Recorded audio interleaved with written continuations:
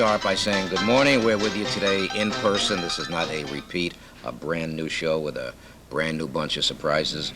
We've got Germany's #1 entertainer, Manuela, with thousands of record albums. We've got a tribute to Russ Columbo. I got all kinds of exciting people. I got a famous author from England, but I've got opposite me. First, I've got you. Without you, it's nothing. Let me say good morning. Every morning, yours truly, Joe Franklin. I've got opposite me one of the great, great ladies of the screen. You talk about a movie star of the first magnitude, and one of the most gracious first time on my, I would imagine, not only the first time on my show, but one of your first interviews ever, Joan Fontaine, at least regarding the book, right? You should know how gracious I felt this morning when I found I didn't have any makeup on. No makeup.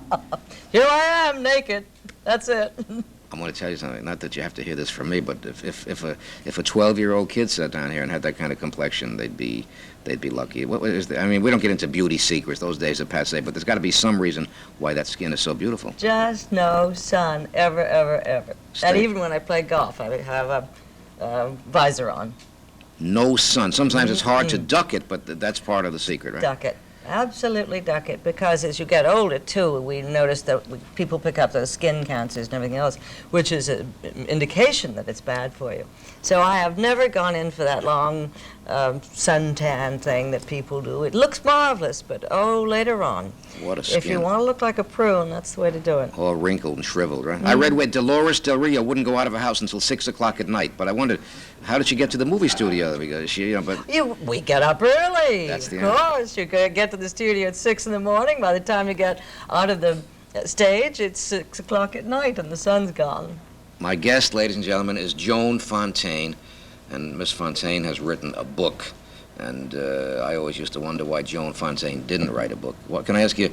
Why? First of all, how do you feel? You feel good? You feel great? Fine, yeah. Why No Bed of Roses? Why a book, and why the title No Bed of Roses? Well, a book, because I think there is a time when you want to set the record straight. I read so many erroneous articles. Right. And the facts are all mixed up, including the fact that my sister and I are only half-sisters, which is not true, and many other things. So I thought somebody's got to straighten the whole thing out, and it better be me. It's a fabulous book. Now, your sister is not yet, but do you cover the so-called stormy relationship with Olivia de Havilland? Well, you know, if I may say so, yes. My sister is a few months older than I am. Yes, she is. And we were born in Japan. And I don't think that the new member of the family was properly presented to her. Right, right. So from the cradle, there was resentment.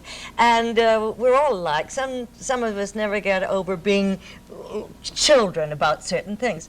And she, in spite of her present age, simply cannot get over the fact that sibling was an intruder. And I'm philosophical about it because I feel it's not me. No. It could have been you. If you'd been her brother, she would have felt the same way. And it's so important for parents to introduce the newcomer to the older child properly. She was a movie star before you. Yes. Right. Yes. She was here, a couple of. Did she have? Did you or she ever have kind of a girlhood or a childhood crush on Errol Flynn? She had one on Errol Flynn. And right. I had several too. I say in the book, which is rather amusing, I think, that my first crush was Ramon Navarro when I was about 5. Right. And Olivia said, well, she, of course, was in love with the most important man in the world because his name was written everywhere, Nosmo King. Right. So when I got a little older and could read, indeed she was right. No smoking was written absolutely everywhere. I am chatting with an Academy Award winner supreme. Her name is Joan Fontaine. I want to talk about the Academy Award. You know, when I sit with you, I think about movies, and I remember your beautiful monologue in the hospital scene with Tyrone Power in This Above All. You know, we took that, it was about 9 minutes, and Right. we took it in one shot. What a monologue. Goose pimply. Right. Well, I remember that Tola Litvak, that marvelous director, Yes. came up to me and he said, let's show him, kid. And when a director does that and you feel that he's with you, Right. then you can do almost anything. And one print, and that was it. It Beautiful. was grand of him to help me that way. You must have nice recollections of Tyrone Power. He was a good man, wasn't he? Yes, he was a very sensitive man, of course. Cary Grant is a very sensitive man. my favorite of all is Darling Charles Boyer, and I'm getting a lump in my throat thinking about that he is not any longer with us. Tragic, sad ending. Oh, my dear. I didn't know that his darling wife, Pat, had been so ill. Pat As a matter Patterson. of fact, I sent him The Galleys of No Bed of Roses because I wanted to know what he thought of it, and I also wanted him to read that he was indeed my favorite leading man, and I just hope he had read that part of it anyway. I thought he was a much better actor than the roles that he got. I thought he was a superb actor, Charles but think Boyer. in Gaslight, he was so superb, and then we did The Constant Nymph together, and oh, what a kind and charming, selfless man he was. I'm glad you said that. I never saw him in one bad performance, and there was never one iota of scandal ever about his None. private life. He was meticulous in every way. He was an enchanting man, and oh, how unselfish he was to work with. You would have been great with him in Backstreet. Of course, Margaret Sullivan was there, but you She was couldn't. pretty good, wasn't she? But you couldn't be in every movie. No, there were an awful lot that I'm sorry I wasn't in. Would you have? You Would could only make one at a time. Would you, Joan, have enjoyed being considered for Scarlett O'Hara in Gone with the Wind? The first. I'm the wrong type. You really feel I that? couldn't have played it. No. I would be quite wrong for that. There are a lot of things one cannot do, and you have to face the fact that you simply can't. I heard Deborah Carr the other day on the television saying that her public wouldn't allow her to play murderesses and things like that. So there is an audience concept of what you are and what you're like. I played an Ivy when I was a murderess, but fortunately I think it was Travis Banton made the most glorious clothes for me, so she wasn't that kind of a murderess. You've done well. You were kind of emancipated before it happened, and you didn't have anybody really to guide you.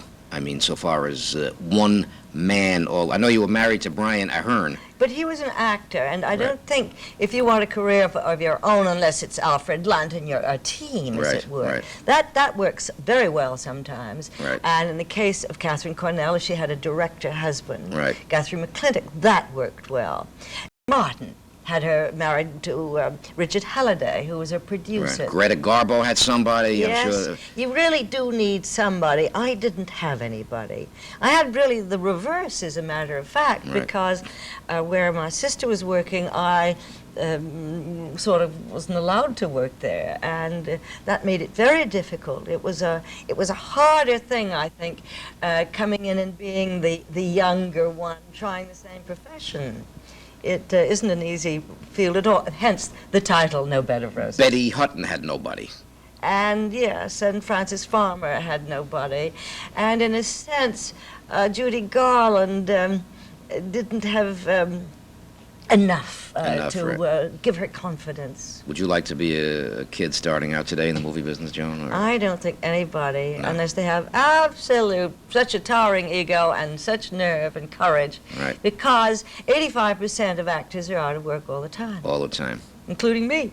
You can work when you want. My guest no, is no, Joan you can't. You gotta have a good Fontaine. script. Got to have a good script. I was written No Bed of Roses, published by Morrow, and I want you to know I know you got to run, but we're gonna do a little more now. Someday we got to do hours together because I could. I'd like that, How about? especially at my house. Right, we'll be there. How about? Where do I start now? How about Frenchman's Creek? You did that was a very sexy movie. Yes, it was a beautiful movie, but I just saw Daphne du Maurier in Cornwall 2 Right. weeks ago, Right. and we both looked at each other, and she said, "Let's not discuss Frenchman's Creek, shall we?" And I said, "No, let's not." Why? I knew, well, it wasn't the kind of thing that I wanted to do, because it was in glorious Technicolor. It should have been black and white. It should have been Charles Boyer. It should have been a mood romantic picture, but it became an enormous spectacle. It was Arturo di Cordova. Yes. Right. And as I may have said in the book, Mitch Leisen, who had done a lot of musicals, was the director, and he really did care much more about the decor than the acting. And that was very difficult, because you can only take direction from one person, Right. and that is the director. The director, so right. he sort of thing to other people, and you can't have rapport with anybody. You can't really do a scene, especially if they're coming in and readjusting the bows on your hair and your red wig and all the frills and furbelows. Right. That's not acting. acting. But I loved it, though. You did a colossal scene on a bed there. You smoldered on that I bed. got the Harvard Lampoon's award for the worst actress of the year Really? for that little performance. That's incredible. And I think they were right. That's wild. You know who sat here recently? Ginger Rogers. And she Oh, told, she great lady. is a pet. Right. Love that And she girl. told how she begged to get a break from working with Fred Astaire, and you got the part. Damsel in distress. Well, I was rightly named because I couldn't really dance very much. Well, you didn't and have I much was of a music- terribly frightened. Yeah, but it was a good picture. I loved it. It was a fun picture when you Yeah. look at it today. You had no dancing background, really. I just had ballet lessons for many years, but in an amateur kind of a way. No real singing, no musical background, really. But it's incredible that out of all the people that were there, you got that part. That was interesting. Well, I think the thought was at the time that Fred Astaire, it was really the prince and the Cinderella, wasn't it, with Ginger? Exactly. It was a marvelous balance, and most great pictures have a marvelous balance between the man and the woman. Right. Let's take Jeanette and Nelson Eddy. Right. That's a good balance. There's chemistry there. And so I don't think that Fred has ever had a partner who had the same chemical affinity that Ginger did with him. They balanced each other so beautifully. And he's had some marvelous leading ladies, but she was the best, I think. I think you were alongside her. You were, and you know the amazing thing, Joan? You were such a baby then. You were 17, 18, 19. You were just... Well, I was certainly scared. There's no doubt about that. And covered with blisters. And didn't dare speak up. Blood blisters on my heels. And you didn't complain or you wanted the job. You'd have been out if you did, or you were afraid you might be. I want to say about your former husband, Brian Ahern, who's been here many times. I think that many times. What a handsome man. He was in Camelot then, I think, or some Broadway show. He was touring. And I think that he, too, was always superior to his roles. He was so versatile. He could do any part in the movies, and he was so elegant. The roles, he had many good roles, but he was better than his roles. He had great style. Great style. And, what a figure, what a face. What a dapper man. Where's he now, Joan? Oh, he's everywhere. I think they have a house in Switzerland and one in New York, and until recently one in California. They have a ranch in California anyway. Now, when you got the Academy Award for Suspicion, did you feel in any way that was maybe sentiment for the fact that you didn't win it the year before for Rebecca? Because I read where Hitchcock said that Suspicion was one of his weaker pictures, not the acting, but the script. And I always wondered if maybe that was sentiment that Ginger Rogers got it that year for Kitty Foyle. And I'm glad she did. Now, that sounds gratuitous, but she had worked so hard, and she proved she could do it on her own. Right. And I think part of the reason we do vote for the Academy, Yes. people have ulterior reasons.